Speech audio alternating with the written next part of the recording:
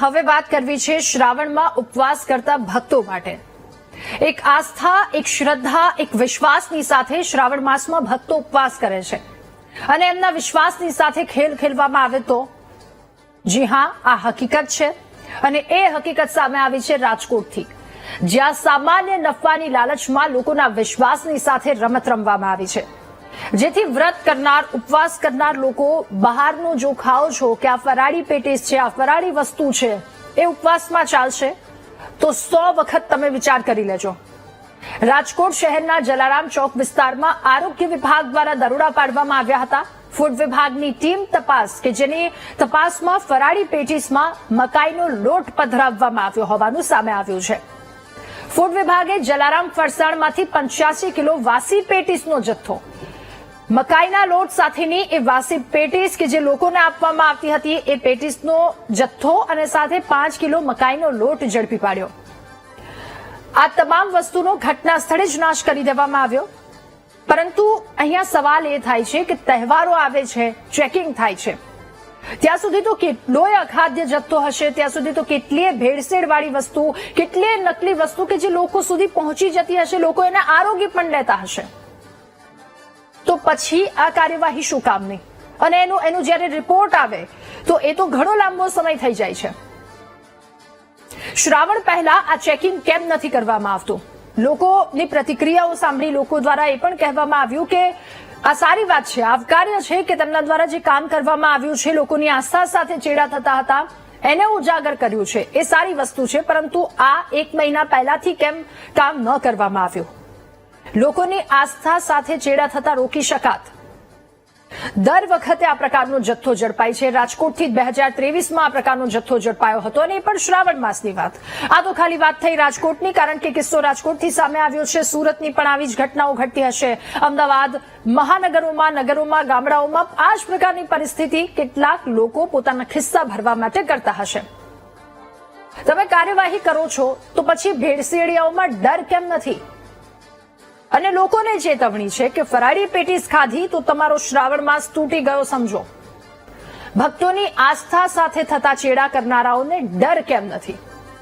એક સવાલની સાથે મહામંથનનો આ મુદ્દો કરીશું કે ભોળાના ભક્તોને કોણ ભોળવી ગયું?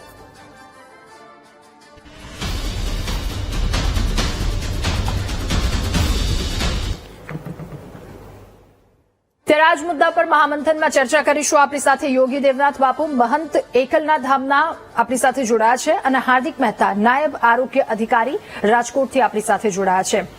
હાર્દિકભાઈ, યોગી દેવનાથ બાપુ, આપનું ખૂબ સ્વાગત છે મહામંથનમાં।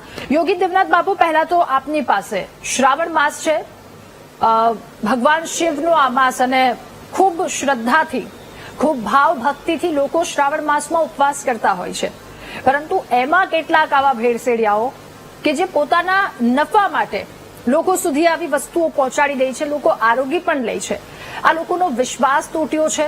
એક ભગવાન સાથેનો અતૂટ વિશ્વાસ હોય ત્યાં કંઈક છેતરપિંડી કરવામાં આવી છે, શું કહેશો દેવનાથ બાપુ? ચોક્કસ રાધા, એક બહુ મોટો અપરાધ છે અને જે લોકો ભગવાન ઉપર વિશ્વાસ રાખતા, એ શ્રદ્ધા રાખીને શ્રાવણ માસ અથવા તો ઉપવાસ કરતા હોય છે, એને તો એવું જ લાગતું હશે કે ભાઈ અમે આ બધા ફલાહારી વસ્તુઓ લીધી છે। અને પણ જે આ દુકાનદારો છે અથવા તો આવા ધંધા કરવા વાળા, જે ભક્તો સાથે જો વિશ્વાસઘાત કરનારા આવો કામ કરે છે તો આ તો એક બહુ મોટું અચંબો કહેવાય। ચલો, ઘણી બધી જગ્યાએ ભેળસેળ થતો હશે, પણ આવી ફલાહારની અંદર જે ભગવાનને રીઝવવા માટે અથવા તો ભગવાનના ઉપવાસ કરવા માટે જે લોકો કરતા હોય છે એને સાથે છેતરપિંડી કરી આનાથી મોટો અપરાધ મને લાગે કાંઈ નહીં હોઈ શકે। અપરાધ તો ઘણા હોય છે, પણ આનાથી મોટો કોઈ અપરાધ ન હોવો જોઈએ। કેમ કે જો એક ધર્મ છે એને સાથે વ્યક્તિ એક હાર્ટથી કનેક્ટેડ થયેલો છે, અને જે વ્યક્તિએ ભગવાનને રીઝવવા માટે, પોતાને ધર્મને રીઝવવા માટે આ ઉપવાસ કરતો અને એને સાથે જે આવો થતો હોય છે, આ બહુ મોટો અપરાધ છે। અને જે પણ અપરાધીઓ છે એને એવી સજા મળવી જોઈએ, એક દાખલો બેસવો જોઈએ। અને આપણે જેમ વાત કરી, મને લાગે છે જો ફૂડ એજન્સીઓ છે એને નિષ્ક્રિયતા તો ચોક્કસ છે। કેમ કે જ્યારે આ બની ગયો ને પછી તમે આવો છો કે શ્રાવણ મહિનો અડધો ગયો છે, લોકોને અંદર આ કેટલો આ બધો જતો રહ્યો છે અને પછી તમે જાગ્યા છો. મને લાગે છે તમારો આ નિષ્ક્રિયપણો દેખાય છે કે ખાલી એક રાજકોટની અંદર થયો છે એવો નહીં, આ તો બધા શહેરોમાં પણ થતો છે, બધા ગામોની અંદર પણ થતો છે. તો ફૂડ એજન્સીઓ શું કરે છે? મને લાગે છે જે લોકો છે એને સુધી પહોંચવો જોઈએ, એના જડ સુધી પહોંચવો જોઈએ. મેં ઘણી વાર જોયો છે ક્યારે સુરતમાં કે ભાઈ ઘીની અંદર ભેળસેળ આવ્યો, ક્યારે કોઈ બીજા શહેરની અંદર કે ભાઈ દૂધની અંદર ભેળસેળ આવ્યો. અન્ય ચીજો છે ભાઈ એને તો પૈસો કમાવે છે, સાથે સાથે યુરિયા ખાતરના દૂધ બનાવવામાં આવી રહ્યા છે. તો યુરિયા ખાતરનો દૂધ જયારે વ્યક્તિ પીએ છે, ચલો પૈસા ગયા, ચલો માની લીધું પૈસા ગયા, બીજો બધો માની પણ યુરિયાનું દૂધ પીવાથી વ્યક્તિને સીધો કેન્સર થાય છે. તમે એની જિંદગી સાથે ખેલી રહ્યા છો, શું કરો છો? અને જિંદગી સાથે કોઈ બરબાદ કરવાનો તમને કોને અધિકાર આપ્યો છે? તો મને લાગે છે ફૂડ એજન્સીઓ છે એને સતર્ક થઈ જવો જોઈએ, એને આગળ વધવો જોઈએ ને આવા જે પણ લોકો છે એને જડ સુધી પહોંચીને આ લોકોને જેલને પાછળ રાખી દેવા જરૂરી છે. ઓકે દેવનાથ બાપુ, એટલે અહીંયા લોકોએ એ વસ્તુ પણ સ્વીકારી લીધી છે કે જે કોઈ પણ ખાદ્ય વસ્તુ છે એ પનીર હોય કે પછી ઘીની વાત કરવામાં આવે કે ઘી તમારા સ્વાસ્થ્ય માટે બહુ સારું છે, એટલે એ સમજીને બિચારા લોકો પોતે સારું ઘી લેવા માટે જાય છે, પણ એમાં પણ ભેળસેળ, તમામ વસ્તુમાં ભેળસેળ છે. પરંતુ એક આસ્થા સાથે જ્યારે વિષય જોડાયેલો હોય, એક શ્રદ્ધા સાથે વાત જોડાયેલી હોય, ત્યાં તો ખિસ્સા ભરવાની વાત રહેવા દો. હાર્દિકભાઈ, આપની પાસે એક સવાલની સાથે કે જે રાજકોટથી આ કિસ્સો સામે આવ્યો છે, 2023માં પણ આ જ પ્રકારનો કિસ્સો રાજકોટથી જ સામે આવ્યો હતો અને એમાં પણ પેટીસમાં મકાઈનો લોટ ભેળવવામાં આવ્યો હતો. ફરી એકવાર આ પ્રકારનો કિસ્સો પ્રકાશિત થયો છે. લોકો સાથે વાતચીત કરી લોકો એ કહી રહ્યા છે કે જો આ જે કામગીરી કરવામાં આવી એ બહુ આવકાર્ય છે, એને લોકોએ આવકારી છે, પરંતુ સાથે એ પણ સવાલ કર્યો છે કે જો થોડા વહેલા જાગી ગયા હોત, શ્રાવણ પહેલા આ કામગીરી કરવામાં આવી હોત તો આ જથ્થો લોકો સુધી ન પહોંચ્યો હોત.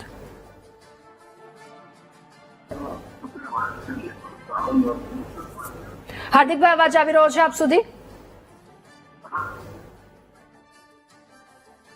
ઓકે, હાર્દિકભાઈ પાસે આ સવાલનો જવાબ મેળવીશું. યોગી દેવનાથ બાપુ, ફરી એકવાર એ સવાલ પૂછવો છે કે ધર્મ છે તો માણસ છે, આપણી સંસ્કૃતિમાં એ વાત કહેવામાં આવે છે, તો શ્રાવણ માસનું મહત્વ કેટલું, અને એ મહત્વ ભર્યા શ્રાવણ માસમાં જો આ રીતની છેતરપિંડી કરવામાં આવે છે તો લોકો સુધી એક વાત પહોંચાડવી છે કે આ કેટલો મહત્વપૂર્ણ માસ છે. ચોક્કસ રાધા, શ્રાવણ મહિનો બહુ મોટો મહત્વ. શ્રાવણ માસ એટલે મહાદેવનો માસ, એટલે ભોળાનાથનો, દેવોના દેવ મહાદેવ આદિદેવ ભગવાન શંકરનો દેવ આ મહિનો માસ છે. અને એને અંદર તમે આવો બધો ભ્રષ્ટાચાર કરી અને જેને વ્યક્તિઓ ઉપવાસ કર્યા તમે એને અન્ન ખવડાવો છો, અથવા તો તમે આવો બધો ભેળસેળનો ખવડાવો તો તમને ચલો આ જગ્યા તો કદાચ કોઈ વ્યક્તિ તમને કદાચ જેલમાંથી મુકાવી દેશે, તમે ઈશ્વરને ઘરે નહીં છૂટો. તમે ક્યાં પાપ કરી રહ્યા છો, કેવો પાપ કરી રહ્યા છો, આટલો બધો પાપ, તમે આટલી નિમ્ન કક્ષા ઉતરી ગયા છો. જો લોકો શ્રાવણ માસ ભગવાનનો ઉપવાસ કરવા માટે, ભગવાનની તપ કરવા માટે જે કરતા ઉપવાસ કરતા હોય છે, સાધુ સંતો સંન્યાસીઓ અથવા તો ગ્રસ્ત પણ જે ઉપવાસ કરતા હોય છે ને એને માટે તમે આવો ભેળસેળ તમારા ખિસ્સા ખાલી ભરવા માટે, અરે તમને નરકમાં પણ જગ્યા નહીં મળે, તમે એટલો બધો અપરાધ કરી રહ્યા છો. આવો અપરાધ હકીકતમાં આપણે આવી વાતો સાંભળીએ તો આપણો રૂવાડો કાપી જાય છે. જે ભગવાનના ઉપાસો માટે જે વસ્તુઓ વપરાતી હોય એને અંદર તમે ભેળસેળ કરી રહ્યા છો, ખાલી તમારા ખિસ્સા ભરવા માટે, તમારા નિજી સ્વાર્થો માટે. મને લાગે છે આ 7 જન્મમાં કે તમે ના છૂટે ન શકો કે આવો અપરાધ કરી રહ્યા છો. મને ખબર નથી કે તમે મને પેકિંગ કરીને મારો ઉપવાસ તોડાવવા માટે આપી દીધો છે. મને એવો છે કે ભાઈ મેં વસ્તુ ખરીદી છે એ ફલાર માટે છે, અને તમે લોકોને તમારા પોતાના નિજી સ્વાર્થ માટે આને ખવડાવી રહ્યા છો, એના ઉપવાસ તોડાવી રહ્યા છો. આટલો બધો અપરાધ કદાચ માણસ આ ધરતી ઉપર તમને કદાચ માફ કરી શકશે, પણ ઈશ્વર તમને કોઈ માફ ન કરે, મહાદેવ તમને કોઈ માફ નહીં કરે. એટલે દાદા, મારો માનવું છે કે આ લોકોના અહીંયા તો સજા થવી જોઈએ, પણ અમે મહાદેવથી પ્રાર્થના કરીએ છીએ મહાદેવ તમારે ઘરે પણ એને કોઈ સમાન ના મળવું જોઈએ, એને કોઈ. ઓકે, એટલે દેવનાથ બાપુ, અહીંયા એ ખૂબ વધારે મહત્વનું થઈ જાય છે. જ્યારે એક દર્દી પોતે હોસ્પિટલમાં હોય ત્યારે જો એને દૂધ પહોંચાડવાનું હોય અથવા તો એક બાળક હોય, દૂધમાં ભેળસેળ હોય છે, પનીરમાં ભેળસેળ હોય, ઘીમાં ભેળસેળ હોય, ખાદ્ય પદાર્થ કોઈ પણ લઈ લો, એ કેવા તેલમાં બનાવવામાં આવ્યો હશે, ત્યાં પણ એક સવાલ. કેટલી બીમારીનો ભોગ લોકો બની રહ્યા છે. આ બધી જ વસ્તુ એક તરફ, અને તેમ છતાં લોકો એક વિશ્વાસની સાથે દુકાનમાં આવે છે અને ત્યાં છેતરપિંડી કરવામાં આવે છે, ત્યાં સૌથી મોટો સવાલ છે. હાર્દિકભાઈ, આપ સુધી અવાજ આવી રહ્યો છે? હાજી. ઓકે હાર્દિકભાઈ, એક સવાલ પૂછવો છે કે શ્રાવણ માસમાં આજે ભેળસેળનો એક કિસ્સો સામે આવ્યો છે રાજકોટથી. જો કે આવું તો ઘણી બધી જગ્યાએ ઘટતું હશે. લોકો સાથે વાતચીત કરી લોકો એ પણ જણાવી રહ્યા છે કે અધિકારીઓ દ્વારા જે કાર્યવાહી કરવામાં આવી છે ખૂબ આવકાર્ય છે, કે લોકોની આંખ ખુલી છે. પણ લોકો એ પણ પૂછી રહ્યા છે સામે કે આટલા મોડા કેમ જાગ્યા? શ્રાવણ માસની શરૂઆતમાં જો આ ચેકિંગ કરવામાં આવ્યું હોત તો આ જથ્થો લોકો સુધી ન પહોંચ્યો હોત.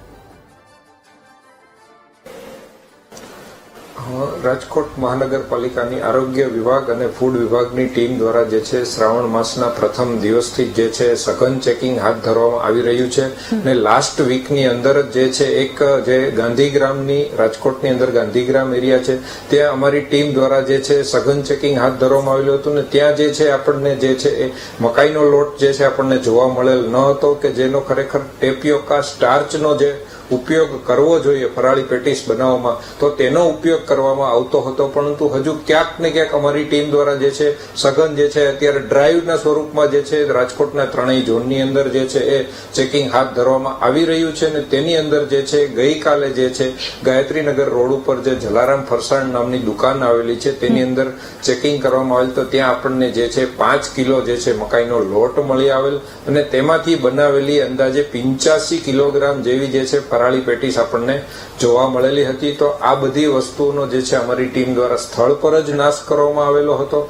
આ તો થોડા વર્ષો પહેલાની જો આપણે વાત કરીએ તો રાજકોટ સિટીની અંદર આજથી 5-7 વર્ષ પહેલા એક એવી પ્રણાલી હતી કે જે ફરાળી પેટીસ બનાવવાની અંદર ટેપિયોકા સ્ટાર્ચનો ઉપયોગ કરવો જોઈએ, તેનો ઉપયોગ કોઈ પણ ધંધાર્થીઓ કે વિક્રેતાઓ દ્વારા કરવામાં આવતો ન હતો.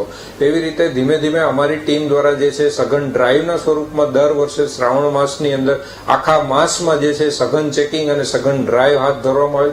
તેને અનુલક્ષીને ધીમે ધીમે વર્ષો બાદ જે છે પ્રણાલી હાલ રાજકોટમાં ઓલમોસ્ટ 90-95% વિક્રેતાઓને ત્યાં જે છે ટેપિયોકા સ્ટાર્ચ જ જોવા મળે છે આપણને. પરંતુ 2-5% જે લેભાગુ તત્વો દ્વારા જે છે એ થોડા એવા આંશિક નફા માટે થઈને જે છે લોકોની આસ્થાઓ સાથે અને જે છે લોકોની લાગણીઓ દુભાવતા હોય છે. આશા રાખીએ છીએ કે જે 2-5% જેટલા તત્વો છે એ પણ કાબુમાં આવી જાય.